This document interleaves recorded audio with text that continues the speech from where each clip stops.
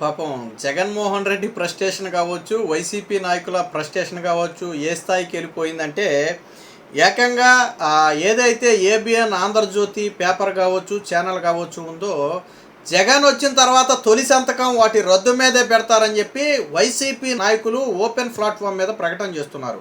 మరోపక్క జగన్మోహన్ రెడ్డి తన కార్యకర్తలతోనో నాయకులతోనో మాట్లాడుతూ నేను వచ్చిన తర్వాత రాధాకృష్ణను తిప్పిన స్టేషన్ తిప్పకుండా తిప్పుతాను అని చెప్పి ఒక రకంగా బెదిరిస్తున్నారు. అంటే సాధారణంగా జగన్మోహన్ రెడ్డికి రాధాకృష్ణ అంటే పడదు. వాస్తవానికి మీకు చాలామందికి తెలుసుకోవాల్సింది ఏంటంటే, ఇదే రాధాకృష్ణ దగ్గరికి జగన్మోహన్ రెడ్డి పాదయాత్ర సమయంలో వెళ్ళే ప్రయత్నం చేస్తే రాధాకృష్ణ రావద్దని చెప్పాడంట. మధ్యవర్తి ద్వారా ఇలా జగన్ గారు వస్తారు మాట్లాడతారని చెప్తే రాధాకృష్ణ వద్దని చెప్పాడంట. జగన్ అనే వ్యక్తి నా దగ్గరికి రావాల్సిన అవసరం లేదు, ఆయన చేసుకునేది ఉంటే చేసుకోమను, నేను ప్రజాస్వామ్యబద్ధంగా నా పని నేను చేసుకుంటానని చెప్పి ఆయన తిరస్కరించాడు. జగన్మోహన్ రెడ్డిని కలవటానికి కూడా అప్పట్లో రాధాకృష్ణ ఒప్పుకోలే.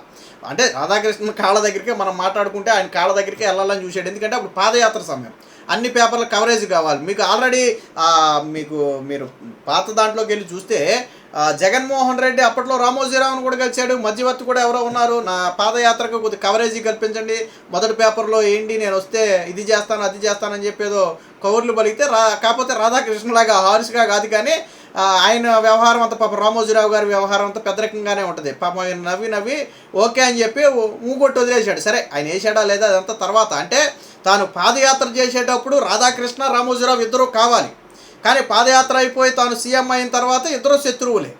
తనకు పేపర్ వచ్చింది, నీకు పేపర్ వచ్చిన తర్వాత కూడా నువ్వెందుకు పాదయాత్ర చేసేటప్పుడు దాన్ని వాళ్ళ దగ్గరికి వెళ్ళటం?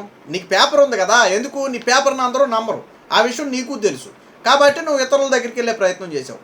నిన్న ఇక్కడ ఒక వార్త కూడా వచ్చింది, టార్గెట్ ఆర్కే, ఆంధ్రజ్యోతి పైన ఎండి పైన జగన్ అక్కసు, రాధాకృష్ణను స్టేషన్ల చుట్టూ తిప్పుతా, మా కార్యకర్తలను అరెస్ట్ చేసి కొడుతున్నారు.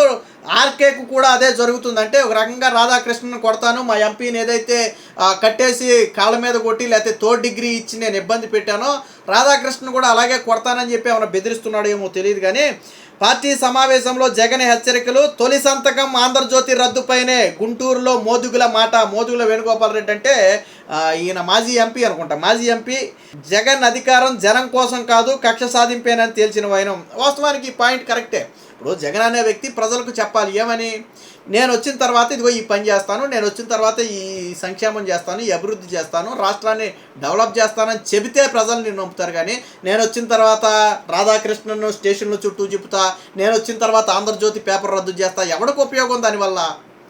ఎవడికి ఉపయోగం? నువ్వు 5 ఏళ్ళు ఆల్రెడీ ఆంధ్రజ్యోతిని రద్దు చేసావు కదా, పేపర్ని అంటే అడ్డుకోలేకపోయావు కానీ ఛానల్ని ఆంధ్రప్రదేశ్లో రాకుండా చేసావు కదా. పేపర్లోనేమో పూర్తిగా తొలగించావు, కేబుల్ ఆపరేటర్లను బెదిరించి అందులో రాకుండా చేసావు. సరే ఆడు పాపం కోర్టులు చుట్టూ తిరిగారు, అటు తిరిగారు ఇటు తిరిగారు, అవ్వలేదనుకో అది వేరే విషయం. కానీ 5 ఏళ్ళు కిక్కురు మనలా. కానీ ప్రజలు అన్నిటికంటే ఎక్కువ అదే చూశారు. ఇప్పుడు నువ్వు మాట్లాడావు కదా లాజిక్, నేను వచ్చిన తర్వాత రాధాకృష్ణ పేపర్ రద్దు చేస్తాను, అది చేస్తాను ఇది చేస్తానని. మరి అదే పని ఇప్పుడు సాక్షి మీద ఎందుకు చేయకూడదు చంద్రబాబు గారు? గతంలో నరాసుర రక్త చరిత్ర అని పచ్చి అబద్ధాలు రాసినటువంటి చరిత్రనిది. చంద్రబాబు అరెస్ట్ అయితే అత్యంత నీచంగా రాతలు రాసినటువంటి చరిత్రనిది. ఈ రోజుకి లెగిస్తే నువ్వు రాసేవన్నీ కూడా అసత్యాలు, ఫేకులు, అవన్నీ ఫ్యాక్ట్ చెక్ ద్వారా ఆల్రెడీ ఖండిస్తున్నారు. మరి అలాంటి నీ పేపర్ మీద నీ ఛానల్ మీద రద్దు చేయాలని ఎందుకు చంద్రబాబు గారు మాట్లాడకూడదు? ఆయన సీఎంఏ కదా, నువ్వు రద్దు చేసే అధికారం నీకుంటే ఇప్పుడు సాక్షిని రద్దు చేసే అధికారం చంద్రబాబు గారికి లేదా? కానీ ఎందుకు చేయట్లేదు ఆయన? ప్రజాస్వామ్యంలో పత్రికలకంటూ కొంత స్వేచ్ఛ ఉంటుంది. సరే నువ్వు నడిపేది పత్రిక కాదు, నీ సొంత డప్పు అనుకో, అది వేరే విషయం. కానీ పత్రికలకంటూ కొంత స్వేచ్ఛ ఉంటుంది కాబట్టి ఆయన ప్రజాస్వామ్యబద్ధంగా ఎన్నికయ్యాడు కాబట్టి నీలాగా అరాచకాలు ఆకృత్యాలు ఆయనకి తెలియవు కాబట్టి ఈ రోజుకి నీ సాక్షి నడుస్తుంది, ఈ రోజుకి నీ సాక్షి ఛానల్ వస్తుంది, నీ సాక్షి పేపర్ నడుస్తుందంటే రద్దు చేయలేక కాదు కదా ఆయన. నువ్వు పెట్టగలిగిన సంతకం ఆయన పెట్టలేడా సీఎంగా? నువ్వు ఎప్పుడో అయితే పెడతానంటున్నావు, నువ్వు 25 ఏళ్ళకు అవుతావు 30 ఏళ్ళకు అవుతావో లేదో కూడా తెలియదు కదా. కానీ ఆయన ఆల్రెడీ సీఎం కదా, పెట్టాలనుకుంటే మరి ఆయన పెట్టవచ్చు కదా. అంటే ప్రజలకు జగన్మోహన్ రెడ్డికి అధికారం ఇస్తే ప్రజలకు మంచి చేయడానికో, లేకపోతే రాజధానిని పూర్తి చేయడానికో, పోలవరం పూర్తి చేయడానికో, ప్రజలకు సంక్షేమ పథకాలు ఇవ్వడానికో, యువతకు ఉద్యోగాలు కల్పించడానికో కాదు. రాధాకృష్ణని వేధించాలా, జ్యోతి పేపర్ని వేధించాలా, వాళ్ళని రాష్ట్రంలో బ్యాన్ చేయాలా, వాళ్ళ మీద కేసులు పెట్టాలా, ఇది వీళ్ళు చేసేది. మొన్న రాధాకృష్ణ మాట్లాడింది సెటైర్. వీళ్ళ దరిద్రం ఏంటంటే సెటైర్కి విమర్శకి తేడా తెలియదు వీళ్ళకి. సాధారణంగా ఒక వ్యక్తిని గొర్రె అంటాం, గొర్రె అంటే నిజంగా గొర్రెని కాదు, నిజంగా గొర్రెని కాదు, వైసీపీ కార్యకర్తలను గొర్రెలు అంటారు. ఎందుకని, ఒక గొర్రె మొదటి గొర్రె ఏమీ లేకపోయినా ఒక కర్ర అడ్డం పెట్టావు అనుకోండి, మొదటి గొర్రె దూకింది అనుకోండి, నువ్వు కర్ర తీసేస్తే మిగతా గొర్రెలు కూడా దూకుతానే ఉంటాయి. వైసీపీ కార్యకర్తలు కూడా అంతే, ఒకటి ప్రచారం చేస్తే దాని వాస్తవాలతో పని లేదు, గుడ్డిగా ప్రచారం చేసుకుంటూ వెళ్ళిపోతారు. అందుకని గొర్రెలు అన్నారు.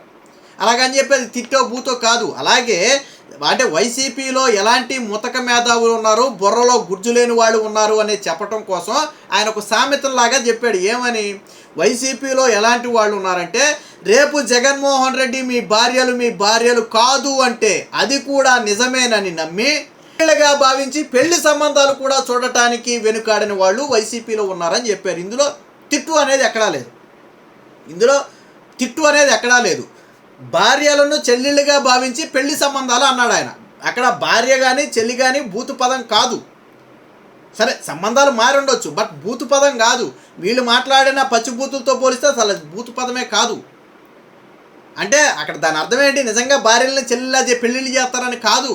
అంటే అంత ఆలోచన లేదు. ఇక్కడ ఇంకొకటి ఏంటంటే, వైసీపీ కార్యకర్తలు అలాంటి కరుడు కట్టిన వాళ్ళు ఉంటారని ఇండైరెక్ట్గా చెప్పాడు. మీరు దానికి మెచ్చుకోవాలా. అంటే జగన్ ఒక మాట చెప్తే దానికి కట్టుబడి ఉంటారు, ఒక బిరిగి ఇస్తే దానికి కట్టుబడి ఉంటారు.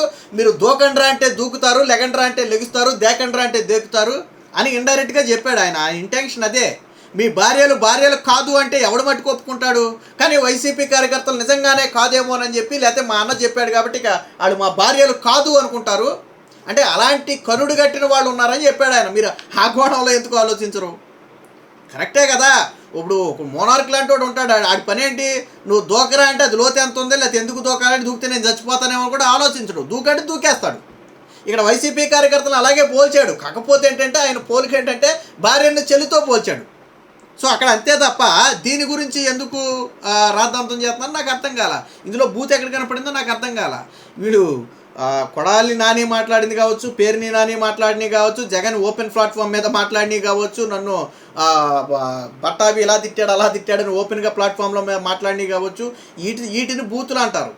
ఇది బూతు కాదు, ఇది ఒక సెటైర్ని సెటైర్ లాగానే తీసుకోవాలంటే బుర్రలో గుజ్జు లేదు, వాళ్ళంతా కూడా మూర్ఖుల్లాగా జగన్ ఏది చెప్తే అది నమ్ముతారు అని చెప్పడం కోసం చెప్పినటువంటి ఒక సామెత.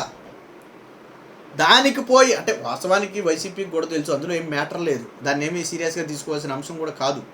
ఎందుకు తీసుకున్నారు అంటే ఈ ట్రోల్స్ ఏదైతే మావిగన్ మీద ట్రోల్స్ వచ్చినాయో, ఇక మామూలు ట్రోల్స్ కదా. నేను చెప్పా కదా, ఈ ఇయర్ బెస్ట్ ట్రోలర్ జగనే, ఇంకా సమస్య లేదు. బ్రహ్మానందం అంతా జాంతన్నాయి.